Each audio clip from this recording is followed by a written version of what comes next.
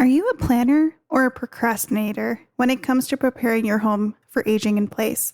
Did you know that nearly 90% of seniors want to stay in their own homes as they age, but only a third actually plan for it? With 77% of adults 50 and older wanting to remain in their homes for the long term, it's a question we all need to consider. Yet, many of us put off these crucial modifications until it's too late. Today, our guest will guide us through the when, why, and how of adapting our living spaces. From simple adjustments to major renovations, we'll explore the steps you can take now to ensure your home remains safe and comfortable as you age. Welcome to Aging Together, a podcast dedicated to exploring the challenges and opportunities of caring for our aging communities. I'm your host, Dr. Pooja Ashok Patel, an occupational therapist with specialty certifications in geriatric care, dementia, and fall prevention. In this podcast, I interview guests who are experts in their fields or can share their experiences with caregiving. Together with the guest speakers, we dive into a wide range of topics including health and wellness, care planning, caregiving, and more. I hope you'll join me on this journey. Let's navigate aging together. Hi everyone, I'm your host Pooja, and you're listening to Aging Together. This month, we're diving into preparing your home for aging in place. To review this topic, I have the privilege of interviewing a close colleague, Dawn Heiderscheidt. As a seasoned occupational therapist, Dawn is dedicated to helping people live safely in their current life roles and homes. She has transformed this passion into a successful consulting business by founding Aurora Independence. Dawn's approach is client-centered and evidence-based, ensuring each project is tailored to the unique needs of her clients. She provides home safety and modification recommendations while advocating for proper accessibility at every stage of life to create a safe and comfortable living environment. Her drive to support the aging-in-place market is deeply rooted in her personal experience, caring for her parents, her professional background as a rehab specialist, and her own journey navigating healthcare spaces with her own chronic condition. Dawn shares her expertise and passion as a guest speaker on entrepreneurship at universities, as a national continuing education provider for both healthcare and remodeling professionals, and through various writing roles. Dawn's commitment to empowering independence is more than just a business. It's a way of life. Together, we're discussing how and when to start preparing your home for aging in place. Please join me in welcoming Dawn to the show. Hi, Dawn. Welcome to the show. Thank you so much for joining me today. Hi, I'm so excited to be here. I provided a brief bio of your extensive background and experiences in working with the older adult population, specifically related to aging in place. That's how we crossed paths, and I'm so glad I met you. Can you tell us more about your experiences and how they led you to start your own home modifications practice? Yeah, it has been a little bit of a bumpy ride. It was not a very clear path on how I got here. In fact, a lot of the times I never thought I would ever be owning my own business and, working for myself. So I actually kind of grew up a caregiver. Both of my parents had a lot of health issues when I was younger, and it was that weird stage of being like a child, but also taking on caregiver roles, managing medications, sometimes checking in and things like that. So long story for that one. But what it did was it led me to occupational therapy. I kind of started as a teacher, realized I didn't want to do that. I wanted to do more one-on-one, and my heart has always just been older adults, more than likely because of my experience with my family. So I taught for about 3 years before going back to school. Then I became an acute care therapist, thinking that I just wanted to see people, get them where they needed to go and be done with it, go home, stop thinking about it. And there was just something really missing. And I was getting really burnt out because I just wasn't in aligned with what I actually want to do, which is to make a real difference in people's lives. So when COVID hit, I know a lot of entrepreneurs sort of have that similar story. I couldn't find a job anywhere. Things were kind of crazy. So that led me to Aurora Independence. And now what I focus on is home accessibility and home safety consulting. it's actually been kind of perfect because it joined together my teaching experience, my art experience, my design, and a little bit of that background that I had from my art career now to work on home modifications and home safety, which is just one of the many pieces of aging in place, but it is where my current niche is. So that's what led me to Aurora Independence. And here I am. I never thought I'd be here. I love hearing how people pull from all the different experiences in their lives and like bring them together to then ultimately end up where you are, right? And I think that's the beauty of everyone's professional careers. It's so true. Like you feel lost for a minute and then you get to your spot and you're like, oh, wait, all of that made sense. Like I pulled all my skills and filled my bag and here I am.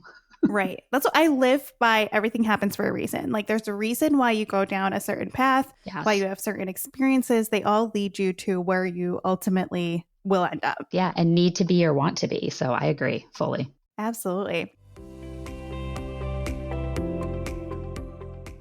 Before we break down our topic for today, I want to talk about myths. What are some common misconceptions people have about home modifications and or aging in place? I think there's three that I hear the most. And so the first one is that like, it's only for old people. We don't need to focus on aging in place because it's only for old people. What does old mean anyway? But what I have found is that even per AARP, 9 out of 10 people actually want to age in place, but only about 15% of them have started to think about it. And honestly, only 1% of the homes in the United States, like this is a macro view, are actually accessible for even a little bit, right? Like grab bars. And only 5 are mobility friendly. So the homes that we have here in the United States are not ready for the majority of people who actually want to age in them. So, the common myth is that it's only for old people, but the reality is we break ankles, we sprain ankles, and none of our homes are ready for even that small little mobility challenge, especially those in the city where we have multi-stories. I think one of the other myths I hear a lot is that it's way too expensive. And the reality is that retrofitting homes can be expensive if it's not planned properly, if it's not done in stages, or if you went to a professional who kind of like pushed you through things you weren't expecting. But when we're building homes, it is not more expensive to add in any of those accessibility features. So, when people focus on building houses that are universally designed, it's like a difference of a couple $1,000s over the entire thing. I do hear retrofitting can be a little bit more, but it's not that it's too expensive. It tends to be that it hit at the wrong time for that person's expenses, if that makes sense. And I would say one of the last ones that I hear is that caregiver services in the home are somehow inferior. People think that caregivers are out there just to make it for the money. And the reality is that's not true. What I find in my personal experience is that a lot of the caregivers that are working in homes, they are scrappier, they are more well-trained, they have received more CEUs because they're kind of in that field alone. So they have to know a lot more than somebody who has an entire institution behind them. And I think you and I can agree, healthcare workers are not rich. We are not doing it for the money. Majority of us are there to do it because we care about humans. We're very empathetic and we want to make a big difference. So those are the 3 big myths that I hear, that it's only for old people, it's way too expensive, or that people are somehow inferior when you get home care. And I don't agree with any of them.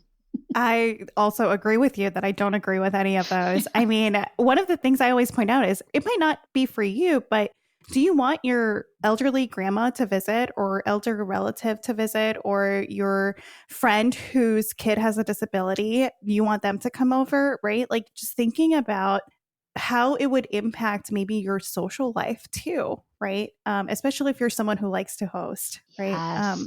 So having to think about all of that.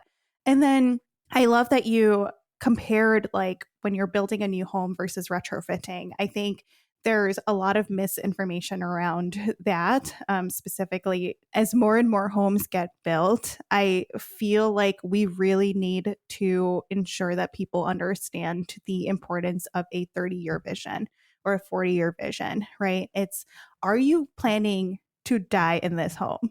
Right? It is like such a brutal question, but it's like, It is. And it makes people uncomfortable. yeah, absolutely. I mean, it is uncomfortable, but you know what's more uncomfortable? You getting there to age 70 or 80, and now you can't navigate your own home anymore. Exactly. And then you're uncomfortable all the time. Yes. And that's the type of humans that are contacting me now. Those are the individuals that are like, I should have done this sooner. And it's like, oh, hindsight is 2020. And you're absolutely right. And I just wanted to come back to your point about visitability. That's what we call when it's like, do you want to have your grandparents come in? And I know even in my own house, my husband and I, we have a 3-story house. We stopped hosting anything because we have a couple aunts and uncles that have mobility issues and they can't get into my house. I can't even get in my house if I broke an ankle. Like it would be impossible. And so I agree with you. I mean, the visibility piece of it and the planning and that 30-year vision, I love that. It's against human nature a little bit, but it's something that I really think and I really hope that our communities can work towards. Yeah, absolutely. I do find that most people who are building homes today are generally building them forever. Yes. Right? Like that is their forever home. You're not going to build your starter home from scratch. No, not anymore. We don't have the land for it. We don't have the money for it. No, it's true. Very, very true. Our generations do not have the money for that.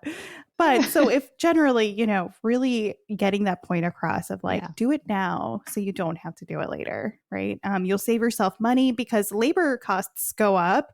We've seen how inflation has risen, right? Yes. So it's going to be a lot more expensive in 30 years to retrofit everything than it would have been if you do it today. Exactly. And I mean, it's simple stuff. It's like just put in lever style handles when you're designing your doors or raise up your electrical sockets and bring down your light switches by like 6 inches. But that 6 inches can make a huge deal when you're 75, gravity is hit and you are no longer your 6-foot self. You know what I mean? It's just simple things like that. So I'm with you.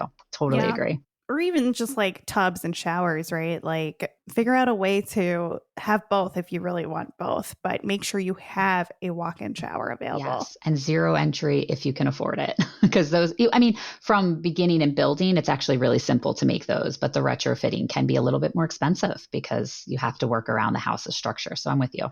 Yeah, when you talk about homes, I mean, ours is similar.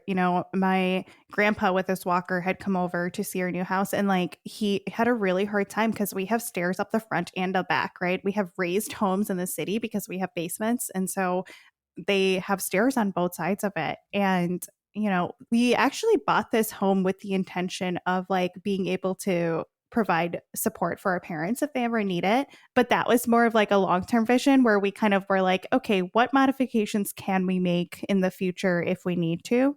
But we didn't think of it in the now because like right now, nobody really needed it. But we didn't think about like my grandparents who are still around because they don't visit very often, right? And so it's just interesting. Like it's not just about you. It's about a lot more than that. Well, and even at like my life stage, I don't know that I have a single friend who doesn't have kids or is thinking about them or something like that. And so it comes to a point that even like the friends with the baby who's sleeping in the car that they put into the stroller that they don't want to take out, if I just had like a simple walk-in, they could just like roll the stroller in. Instead, they have to lift and carry. And I watch my 2 neighbors, they've got 2 kids. They're fully physically functional adults, but I see them struggling getting in and out of their doors with even their child's things or their children's things. And so aging in place really isn't just for old people. It's for everybody at every stage. It just kind of means that we're trying to age comfortably within our own homes that we've made, and that's any age.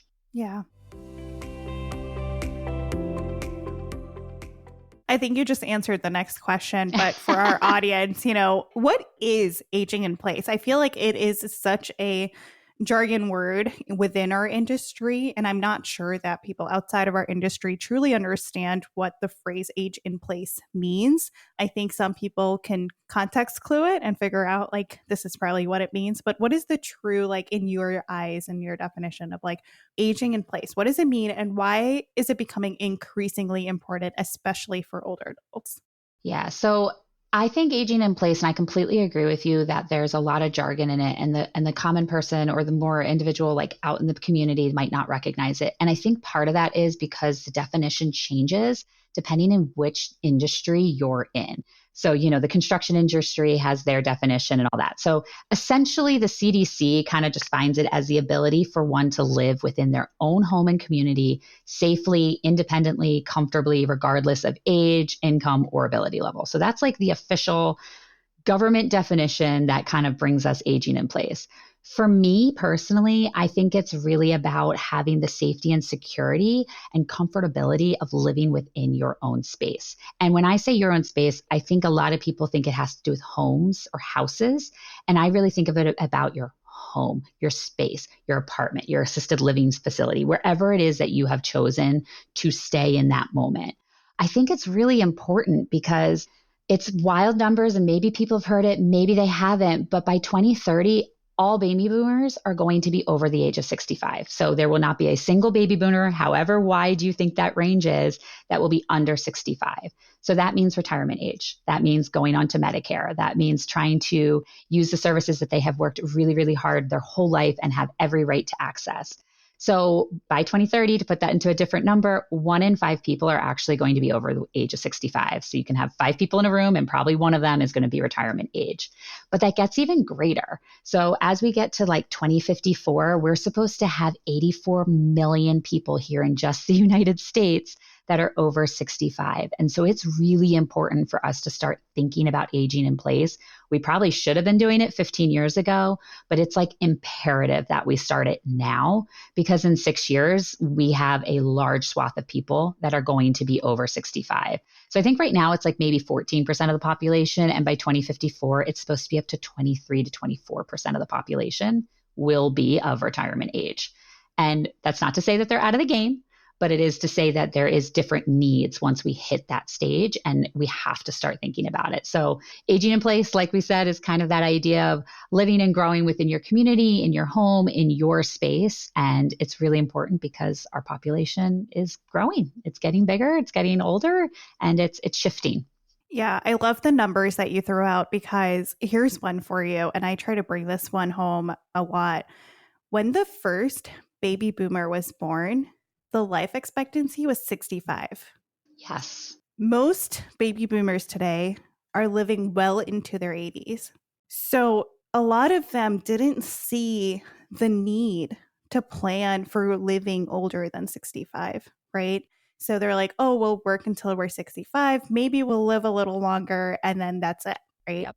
They didn't think about how getting older than 65 and living well into your 80s and 90s and even hundreds, how those last 30 to 40 years of your life will be impacted based on where you're living, what you're doing, what your social life is. Like if you're no longer working, you now have all this time to do other stuff and think about other stuff. It's essentially a second life, right? It is. Which people didn't have before. Yep. But that's also why the population is going to increase so much with older adults is because they're living longer, which is amazing, right? It's fantastic, but we need the services and resources to be able to provide for them and support them. And like you said, that needed to start 10 years ago. We are very late to the game. I mean, there's this huge uprising of the care economy and, health tech and services that are now developing and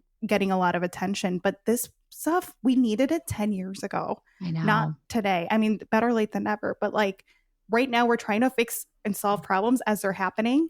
We should have had systems in place 10 years ago. And I just don't want the next generation to feel the same way in another 30, 40 years, Yeah. And you know what? And I think that's a really good point because a lot of the retirees that I'm seeing now, they are so excited about what they're going to do next. Because now they're like, oh, I get to do what I actually wanted to do when I grew up because we did the things we were supposed to do. And now I'm still young. I'm still fit. I still want to do all these things. And so that almost creates this like mental block because they don't want to think about aging in place anymore because I don't want to admit anything's going to happen to me. I'm still good. I mean, I think of my neighbor who just retired. He's 70. I mean, this man could kick my butt in a soccer game any day. He could probably like lift me. And I'm like, you're so much stronger than I am. For me to talk to him about like nutrition and aging and how his eyes may change. And I tried to have and it's not something he's thinking of and he shouldn't have to. And he doesn't almost need to, but we do. Because he does live in the same type of house as me. There is going to be a thing. He is 70. And even though he's in such good shape, we do have to think, and there's a mindset shift that is occurring, this excitement of retirement, but also this mental block of, I don't want to think about what comes after retirement, Yeah. I find that the hardest part is really trying to convince people that they need to think about it, even if they don't feel like they do, right? It's one of those things where it's like, yeah, I know we don't want to think about it either, but like you should, because at any given moment, you are one accident away from needing Literally. Support, right? All of us, a bike accident, a car accident, or a fall, like you can be as fit as a fiddle, right? But like If your ankle rolls, like, and you Yeah. have a bad sprain, you're non-weight bearing for a week. That's a Mhm. terrible week. Yeah, Right. Exactly. And then what do you do when you live in homes like yours and mine? Right. exactly. Which I think a lot of people live in. I mean, a good portion of our population lives in cities, and those rural homes, even if they're like double wides, they're still raised up. So there's still 5 or 6 steps to get into them. And that can be a huge challenge. And so, sure, it's a flat house and everything's on the same level, but how do you get in and out of it? If you Yeah. can't get to your doctors, if your friends can't visit, you're facing social isolation and depression, and it's just hard. Yeah, it becomes a domino effect, right? Especially in these older cities that didn't get the facelifts, right? Like Philly, definitely. Yep. And then Chicago, there's certain neighborhoods that never got a facelift, right? That are still in those really old homes that are very inaccessible.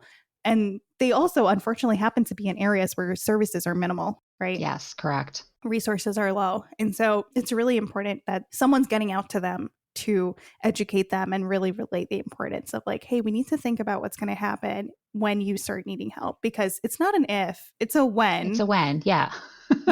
That's another like statistic that keeps coming across my feeds is that like 80% of individuals over the age of 65 will need some sort of support in the Yeah. remaining lifetime that they have, right? Yep. So that's 80% of that 14 million population or Yeah. whatever that is, right? 84 million. Yeah.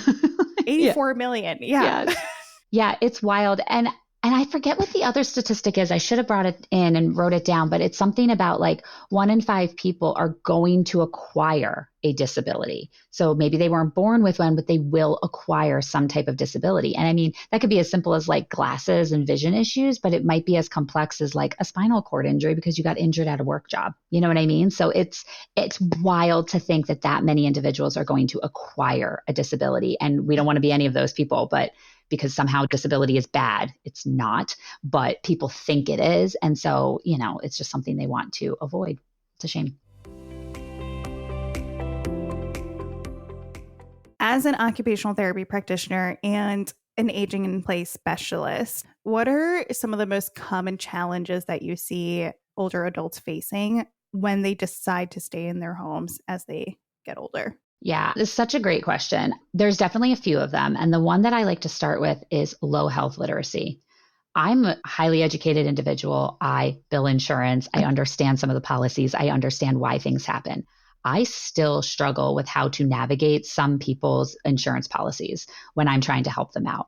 And so a lot of people, as they get older, they lose concept of what their benefits are. Medicare has changes. There's a bunch of different types of plans, things like that. So I think health literacy and what their benefits are and what they're entitled to is something that I see a lot of clients missing. And it's one of those challenges because they don't even know to advocate for themselves because they didn't know it was a thing that they were allowed to have. The other thing is support. I see a lot of families struggling with this because while there is a strong family bond, geographically, the United States is extremely large. So they're just not close enough to provide the actual day-to-day, check-ins or physical support. Sometimes it's that somebody outlived most of their family. And so they're just the last one there. Who are they calling? Especially those individuals who are living to be 100. I have several of them as clients. And it's just fascinating because they don't know who to call because their family supports have unfortunately passed away, or they have distance of those nieces and nephews and grandnieces and nephews and grandchildren and things like that. I think the other one is lack of community and that social isolation that comes with getting older.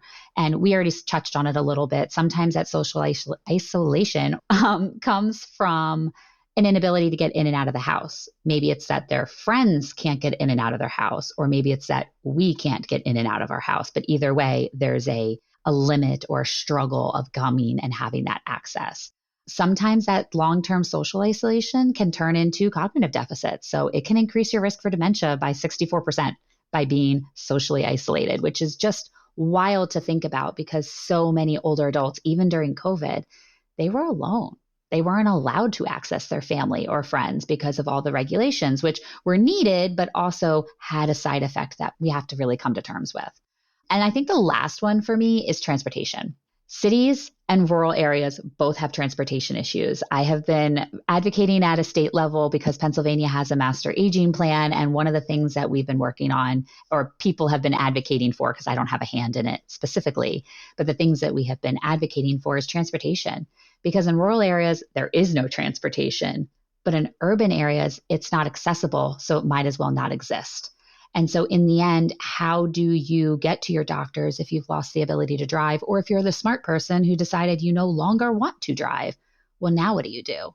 Your social isolation comes up. You know what I mean? You start to, it's like we talked about, it's a snowball effect. And so I think that transportation with aging in place is also a big thing. Sometimes caregivers don't have the transportation to get to their people. I see that in home care companies where they have a lot of caregivers that depend on public transportation. So they will only provide almost 30 hours a week. If it's any less than that, they can't take you on as a client because they have to make it worth it for their caregiver to go to that person.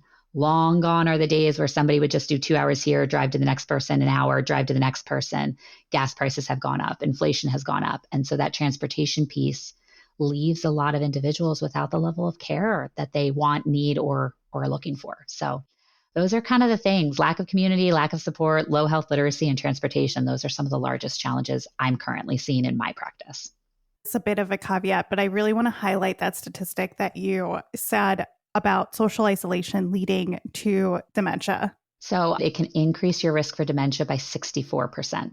Right. And that's the part that I think people don't realize. Yes. You know, I think there was a lot of research that came out about the toll of the pandemic on young adults and children, and even adults in the workforce, but not as much as young adults and children.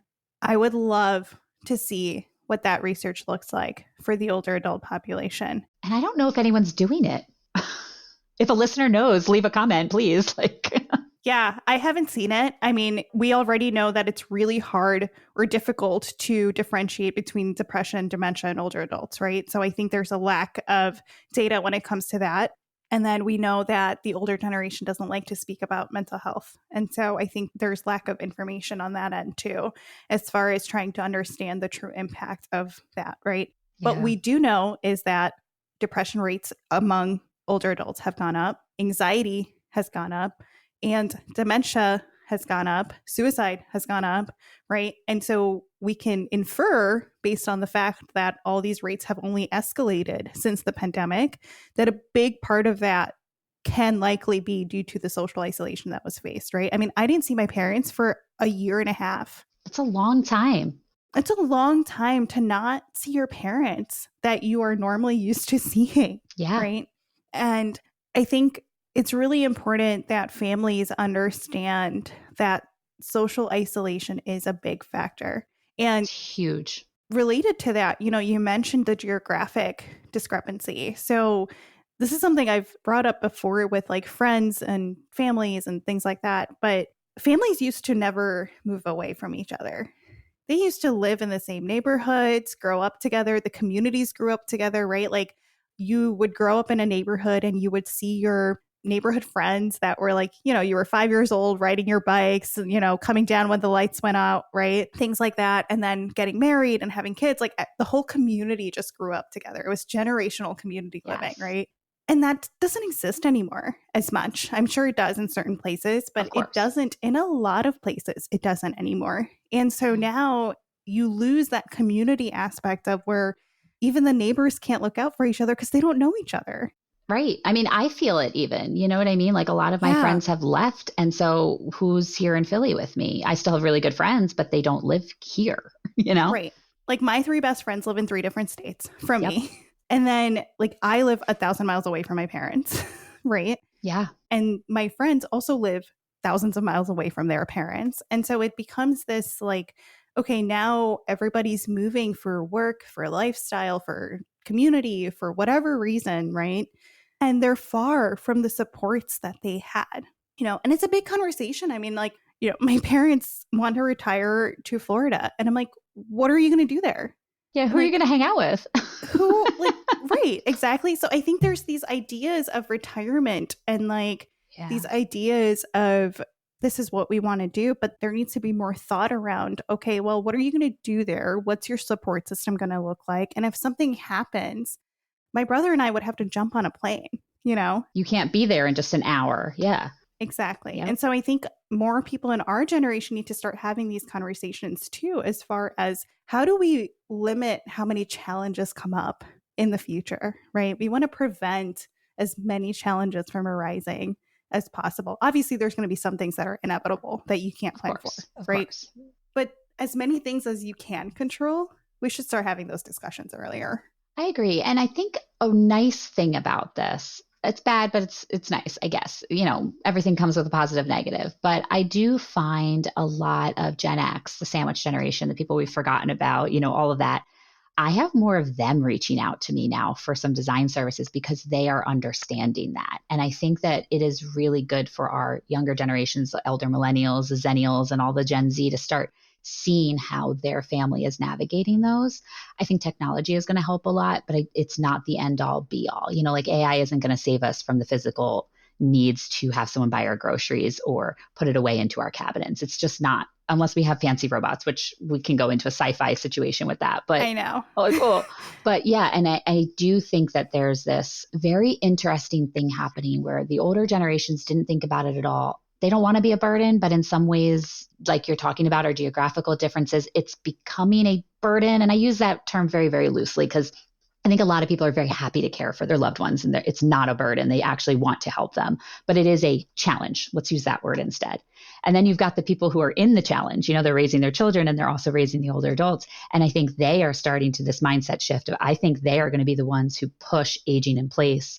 And by the time millennials and zennials get there, we're going to have a little bit more resources. At least that's my hope, because I see it. Where even some of my clients are, yes, I'm giving the ideas for their mom and dad, but then I'm getting a text a year and a half later. They're like, I actually did that for my bathroom too, because I saw how much it helped mom and dad. I'm like, I love this. Like I'm talking myself out of a job and this is lovely. Yeah. Because we need it. Yeah. I mean, I think anybody who works in healthcare will say like, our goal in life is to not have a job. Right? Literally. Because like that means people are healthy. That means people are they have their support. Right. They have their supports. They have their resources. Their homes are accessible. Yes. Like they've planned everything out and they don't need us. Right. It's so true. It's so true. Yeah.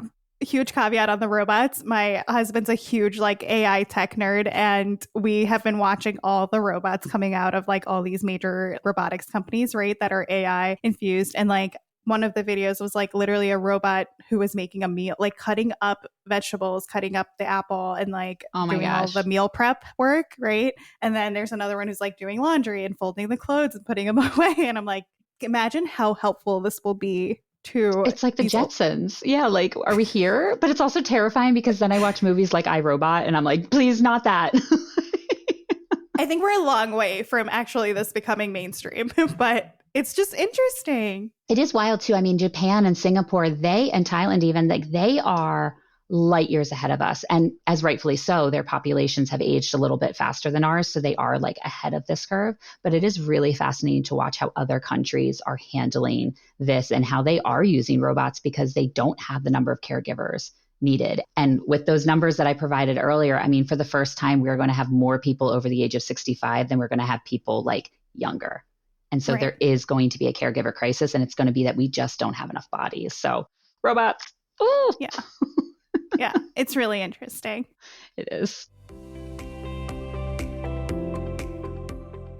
So in your typical day-to-day, what are some of the key home safety modifications that you're generally recommending for aging adults? What role does technology play in those home modifications? And then what are some examples of like useful tech tools or devices that you've incorporated? So there's definitely been a shift even in just like the 4 years that I have been in business. I think when I first started, I was having a lot of people reach out because they had mobility issues. And even the CDC and the World Health Organization have put out statistics that one of the main drivers of aging in place used to be mobility. So orthopedic issues, back pain, blah, blah, blah, blah, blah, right? And it has now shifted into cognitive, where it is the safety piece, it is the mild cognitive impairment, it is the Alzheimer's, dementia, Parkinson's that are actually starting to come in. So, I mean, when I look at a lot of my clients outside of the grant work that I do, and it's my private pay, a lot of them are coming in with the cognitive safety issues. So a lot of what I'm starting to recommend is like remote monitoring. How do we, again, with that geographic issue, how do we get the families to get the information they need so that they can call on the local supports, especially for those individuals that don't really need 24-hour support. They don't really need 4 hours of support, they kind of need someone to make sure that they took their medication, because if they don't take their medication, things get worse, right? And so I've been starting to recommend a lot of those things. Sometimes it's as simple as like, an app on the iPad that turns it into a clock screen that you can send text messages through, or pictures, or just things to reduce that social isolation piece. So those are some of the things that I'm recommending now in the cognitive piece. When it comes to like mobility and other things, I'm actually still doing really low tech solutions that have a high impact. So it's as simple as like an LED motion sensor light in the right spot. I am so grateful that so many of them have turned into rechargeable now, because when I was originally recommending them even 4 years ago, it was all batteries. And then people didn't have the fine motor and the dexterity to actually open it up to change the batteries. So this light was working for, a month before it would stop working, and they couldn't fix it themselves. And now people are able to, remove it from their magnetic strip, charge it for 30 minutes, put it back, and then there's their light again. So it's been really interesting to see how different diagnoses are requiring different levels of technology. A lot of it's still low tech, very low tech and super affordable. Sometimes it's a little bit higher tech, but semi-affordable, but offers a lot more freedom and independence for people. So it's been kind of fascinating. Yeah, I think a lot of the tech tools, even the high tech ones, are becoming more mainstream in people's homes, right? Like we all have either the Google Homes or Amazon Alexas, Echoes, right? Like all those things already in the house. How can we optimize them to work for that older adult in the house or the person with a disability who might need some help? And then also with the remote monitoring, most homes now have camera systems, right? Ring camera systems, set them up inside too, right? It's optimizing what you already have or optimizing how you can use it in multiple ways so that it doesn't feel like you're making or adding something specifically for that cause, right? And I always say like a lot of tools are universal. They help everyone. What's good for one person is good for everybody, usually. Yep. To that point, there's actually smart plugs, right? Smart plugs are great because you can connect them to your Amazon and Alexa, and we're no longer clap on, clap off. It's just like, Alexa, turn the lights on, which is fancy and cool. And we can show it off to our friends. But those same smart sensors can actually be connected to certain apps that will tell your loved one that, yes, you turned on the coffee pot this morning, because they get that notice. They know you woke up. They know you got out of bed. They know you made it to the kitchen safely. And they can even use those same smart plugs to like turn off lights. If you notice that, mom did make it upstairs, but she left the lights on and she's got low finances. Cool. Someone can remotely turn that light off because they're just checking in to make sure that expenses stay under control. So it's kind of amazing how you're right. Like some of these things that are cool and fancy to show off are actually super functional in another sense that doesn't make a person feel like they're constantly being monitored or they're in like a police state, and every part of them is being watched, but key points might be. Right. I mean, yeah, functional is the word I was looking for. Yes. If it's functional for one person, it's going to be functional for a lot of people. In most cases, everyone. Yep. Right. And a lot of these the fancier stuff oftentimes is less functional. Like it's often it's over-engineered. Yep. Right. I always say this to my husband. We bought this home that was previously owned, and a lot of the appliances are very fancy. They're so non-functional. Like as an OT, I'm constantly like, this is so dysfunctional. Yep. I'm like, can we downgrade to like a more functional appliance? Simple is sometimes better. It really is.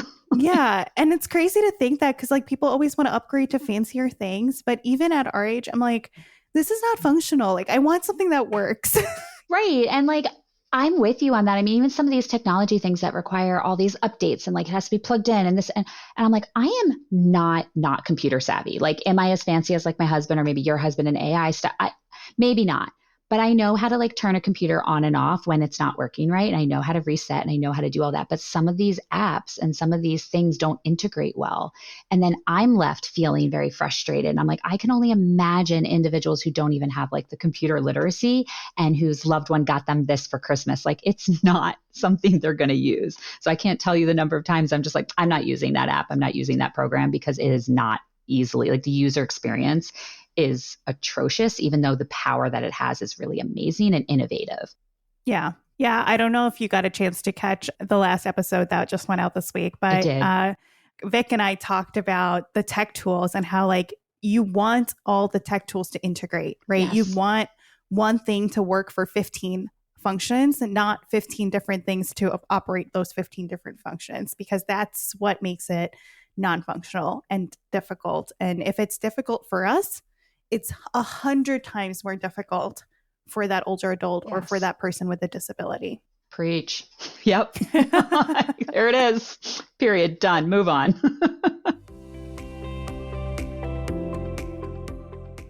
You mentioned that you have now started seeing like younger generations, or maybe like Gen X, our parents' generation, being more open and mindful about, addressing these needs earlier on. Mm-hmm. How does someone know when it's time to start considering home modifications for aging in place? Obviously the obvious answer is don't wait until something happens, right? But how does someone know when it's, it's time? I think we should start thinking about this. Yeah. I think it's a really good question. And I have like the best answer, and then I have what like realistically is probably going to be what happens if it were a perfect world. So the best answer would be that you would start it from the second you own your first home, right? Because sort of how we know that we're going to upgrade cars and downgrade cars based off of our life experiences, like families are probably going to have a van or an SUV, but somebody who has no children is probably going to be driving a smaller sedan or something, or you get a truck because you want an adventure vehicle. Just the same way that we sort of plan for those life roles, we should be doing that with our aging in place from the get-go. So in a perfect world, that is exactly what we would say. Realistically, I think that when someone gets a diagnosis, that will not be gone in a week. So versus a sprained ankle versus like you get a diagnosis of, for me, rheumatoid arthritis. I mean, I was 14 when I got mine. So at 14, I started thinking about how is this going to impact me? I had to get a little bit more politically active because I knew ACA didn't exist at that point. I wasn't going to have insurance by the time I turned 18.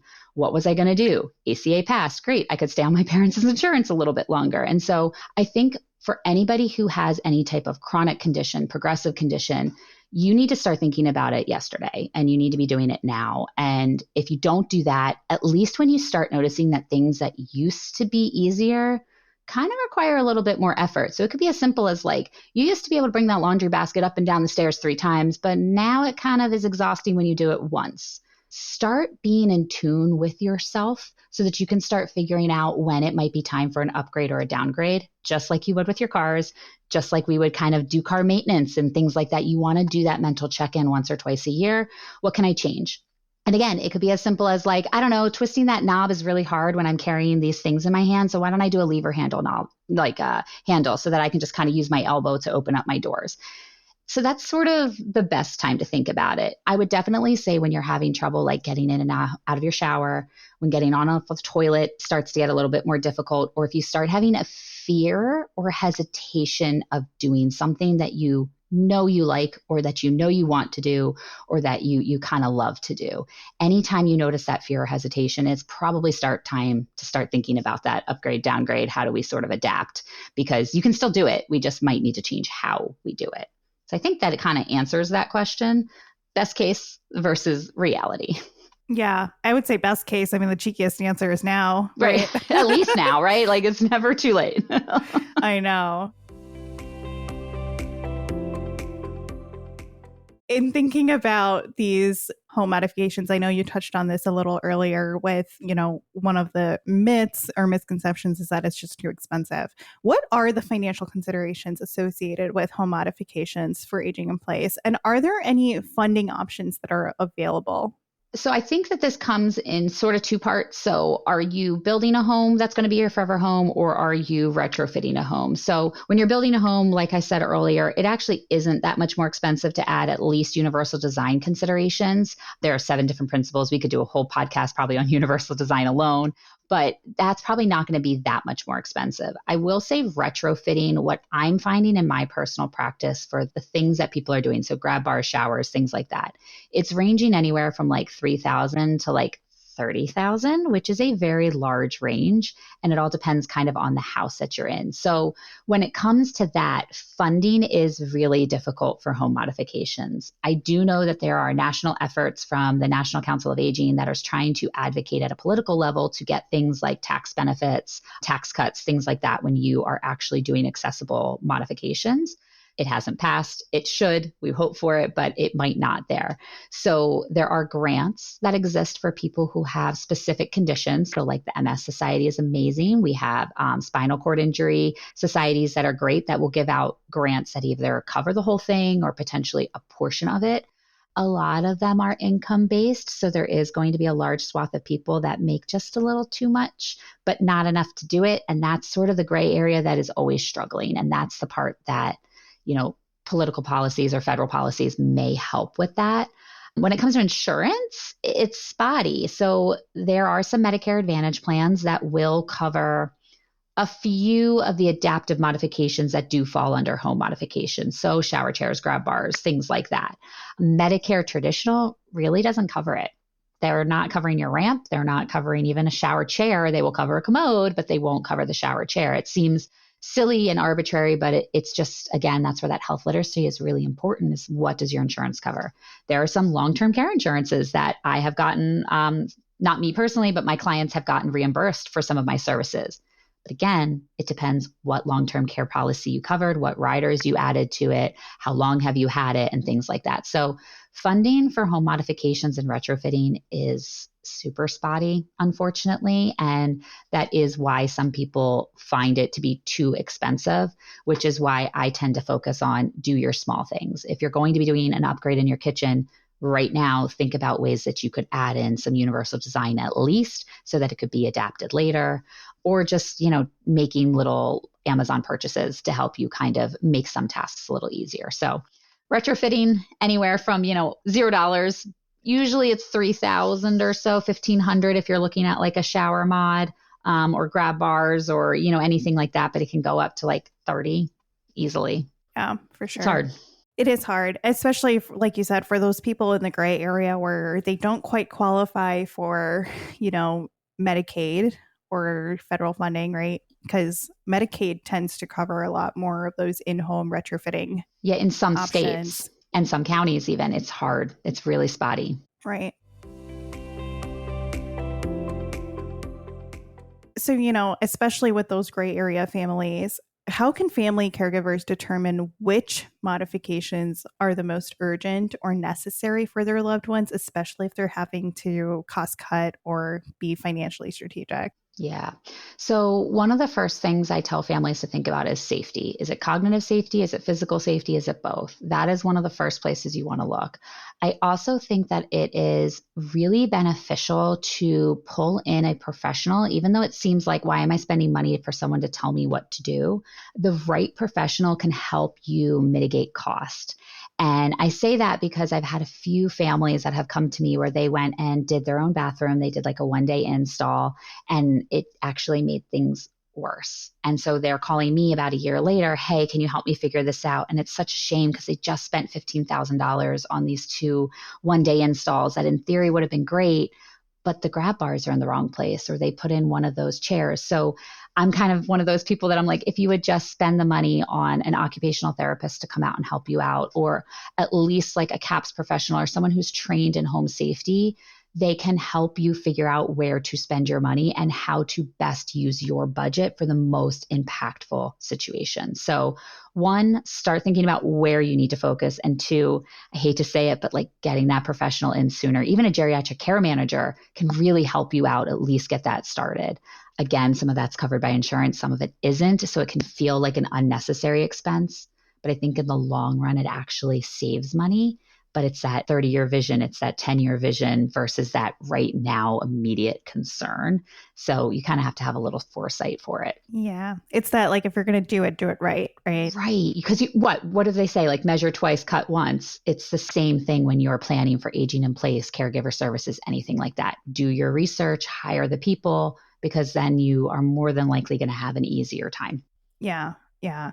In looking for that right person, how does someone find a reputable professional who can help them make those right decisions? And then what should they look for when they're hiring one? Yeah, I think it's a really great question. So again, I think it depends what discipline you're trying to pull in. I do think there are a lot of certifications that you can look for. So when you're looking at more like the home mods actually doing construction, there are certifications like CHAMP, ECHM, SHSS, CLIP, things like that.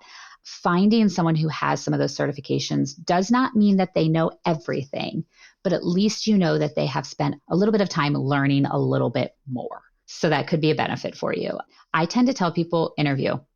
It is like finding a date. You want to talk to a few people, and if someone gives you a bad feeling, don't use them. If they give you a good feeling, that doesn't necessarily mean that they're the right one. Then you want to start like reading reviews, asking for referrals.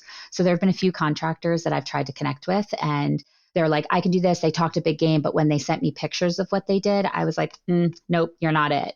And so sometimes even having a professional who knows that do a referral for you can be really, really helpful. So who does your doctor know? Who does your social worker or service coordinator? Have they worked with someone in the past? So ask your friends and neighbors. It's not easy to find professionals that are skilled, knowledgeable, and going to be kind and caring. But I think when you ask for referrals, you read reviews and you ask for previous job photos, you can tell a lot about a person that way. So that's sort of how I tell clients now. Yeah, I think word of mouth referrals are huge because if someone, especially within professionals, right? Like if you're recommending someone to me, I know it's going to be someone who you've vetted and you've worked with and have liked the outcome, right? Yes, because it's my business online too. Like if I mess up. Exactly. So speaking to that, do you have any firsthand experiences or success stories that you'd like to share? Oh my goodness. Yes, I do. So I have a few clients one was the family that ended up doing their 1-day install. They were totally flabbergasted because father had MS and he had never really had a fall. He was just worried about it. So they were actually super proactive. They were trying to take care of the bathroom. And when they called me in and I realized that, what this person did really wasn't safe for these individuals because they had a lot of different health issues in the home. They had 3 different individuals using the same bathroom and they all had very different needs. I actually contacted the company and I told them, I said, listen, you did ADA, that's great, but ADA is not for the home. You should have done a personalized recommendation. You did not. Now they're falling. You're putting yourself at risk for a lawsuit at this point because he's fallen 3 times in the last week and he had never fallen before then. So you're going to come out, you're going to fix the shower and you're going to do it for free. And I can pull out my Philly, I will pull it out and I will fight for my clients. And so that was when the family came out. I love that. They said they fixed it for free. And I was like, good. And also, if you need me to come in and train your staff, I will. That's where they stopped talking to me. But I was like, it's fine. You fixed my family stuff. Well, the lawsuit will bring them out real quick. I know. Yeah. And I think they realized it when they learned. And the guy came out and he's like, well, my mom has MS. So I just gave him what my mom would need. And I was like, and that's your problem because there are different types of MS. It affects different parts of the brain. You're offering services that you are not legally or, educated on providing. So don't do it. And so that's one of my success stories. Oh boy, that seems like a tough one. That was my Philly. Along similar stories. Yeah. Do you have any firsthand experience with cultural differences when it comes to receptivity of home modifications or aging in place? And how do you navigate that? Because I know within my own community, it can be a very hard battle sometimes to be like, you need this or you need that, and like being an OT, I had my parents install grab bars and I told them how to install them, but I wasn't there when they installed them.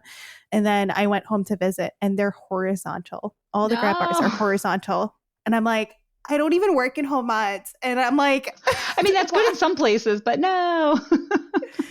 I do. So I'm actually really lucky right now in the sense that my family is super multicultural. So I have my family dynamic and then I also have my professional clients. But I think my family dynamic has really helped. So a lot of my family is either immigrants themselves or first generation immigrant. And in that, I see even within those 3 different families, there's a very different focus on caring for parents. So in some of them, it is multi-generational. Like that grandparent is moving in when they are not doing well, or that grandparent is moving in when the young person has kids and that grandparent is helping to raise that child. And so automatically we've got this multi-generational situation that we have to consider everyone within the family. So that is very interesting. And I have learned a lot. And so, my one family is more Mexican based. And I do find that Latinx families, they want to bring the care home. And I found it in the hospital as well. We would be recommending therapy. We would say, really just a week in rehab would make your life so much easier. And they go, nope, we're taking mom home and we're going to provide the care there because they're much more, I don't want to say insular in a bad way, but that is their support system. And so I think it's really important and I love this question because we have to ask those questions. And a lot of us who have never experienced multicultural differences or happen to live in very monochromatic areas, you might not realize that some of the things we find to be empowering, like independence and living alone, is actually really isolating and negative in other communities. I also see it with my sister-in-law right now. I crack up because I'm the OT. I know some things. I told them some things that they should do. They didn't do it right away. They have since done it. And her family is actually from Gujarat as well. And so now there's this piece of, she used to have the family in as multi-generational. They needed some space because she has gotten a little bit more independent in a good way. But that has created a little bit of strife in the family because they feel like she abandoned them, even though she is the one who's closest taking care of the family. And so it's very, very interesting to see how even the immigrant experience can impact home modifications, acceptability of it, family dynamics once they're actually installed. So yes. Yeah. That can be there's a lot there. Yeah, that's a whole lot to unpack, and that can be a whole session on its own. I do presentations on within our community on filial piety and obligations and how that plays a role in caregiving, and this codependent culture where it takes a village is applied to older adults as well, not just children. Well, and there's even the machismo, the man is still the power, and that is still sometimes in some cultures very much where it is. And if the boy says that's what's happening, then that's what's happening, even though it's not the right answer. And that is just something to consider. Yeah. Mm-hmm. Or the firstborn son. It's a big thing. Yeah. Yeah. In our culture, it's a lot of times the firstborn daughter who's taking on the caregiving roles, whether it's older or younger, surprisingly enough. So yeah, and it can be parents and kids even, right? Like siblings, they can take on the family role there or the motherly role. Yeah, lots to unpack there. Definitely questions that you have to ask though, especially for homes. When I do my care planning, I often ask, I'm like, is your family's involvement important to you? If so, are they aware of that, right? Are they involved? Can they take care of you? Are they aware that you're saying that they can take care of you? Yes. Do they have, a lot of times they can, but do they have the capacity to take care of you, help you out, right? Maybe they have 3 little kids at home and they work full-time jobs, and maybe they don't have the capacity but want to.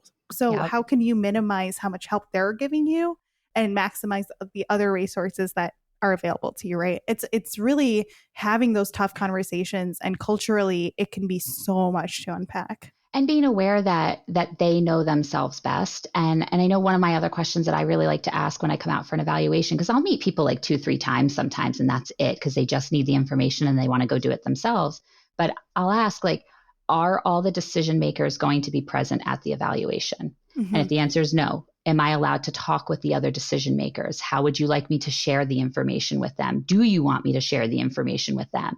Because that'll tell me a lot about how realistic it is that my recommendations may be taken seriously. If they're not all here and I'm not going to share it with them, I'm like, okay, this tells me a lot. Right. I do something similar where if it's a family planning meeting, I'm like, is everybody who needs to be present, yes. right? We need to make sure that everyone's on the same page. We're not going to do any of that he said, she said situations. My job is to mediate and help you plan the best options possible. Exactly. And I need everybody who needs to be involved to be present. Yes, because it's so, so important. Because the other piece that I have learned in my life is that there are cultural pieces, and that is larger culture, right? Macro culture. But then there are cultural pieces that come from family dynamics. And sometimes those interweave, and sometimes they are in direct conflict with each other. And that is going to very, very much impact how well somebody will implement, or whether or not that plan will actually sit on a shelf with dust, or if it's going to actually get used. So It's just things to consider. Right. And everyone has different lived experiences within their own family dynamics, right? What works for one family will actually definitely not work for another family. Nope. Right. How do you see the future of aging in place services overall moving towards? What are the challenges and opportunities that kind of lie ahead as we look to the future? Yeah, I think we touched a few on some of the challenges. So I'll start there and then I'll end on the high note. So I think that some of the challenges are going to continue to be doing it and addressing aging in place in a timely manner with innovation and also policy creation. This is not something that can be just fixed in each little family. So if it feels hard to age in place, it is because I think a lot of our policies and our federal regulations are in direct conflict or are just not synonymous with what people's goals are. So I think that is going to be the challenge, is just sort of the internal biases that we have about aging and also getting some regulation to be in it. But I do think that there's a lot of opportunities that exist. And I think there's a lot more opportunities than there are challenges if we are looking for them. I think the big one is that there is a lot of buying power for people with disabilities and the older generations that are coming. So all those stats that we talked about in the beginning, that we are going to have that inverse of, people who are 65 and over are going to be more than there are younger people. Well, 65 and older people have had an opportunity to build some of their wealth. They are young. They want to go out. They want to do things. There is a lot of buying power in that demographic that actually can drive innovation. And I think that's why we are seeing things like technology growing and other things like that, because they want the fancy stuff. They want convenience. They want to be able to host. And that is driving this innovation that is eventually going to help them age as well and help us age. So I think there's a lot of opportunity there.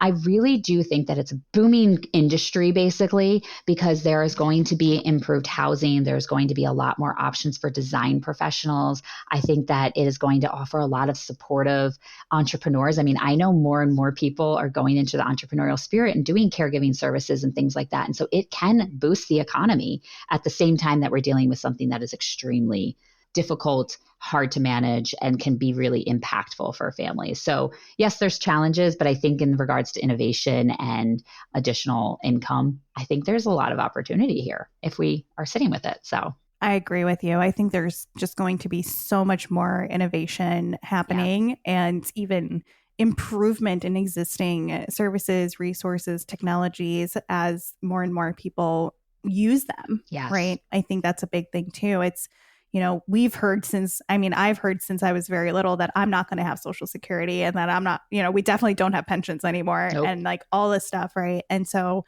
it's like, we're already thinking about, okay, how do we build enough wealth to make sure that we can take care of ourselves when we retire, when we get older? Exactly. And I think more people will, with that thought process, we're going to create those resources today so that we can use them when we need them. Right.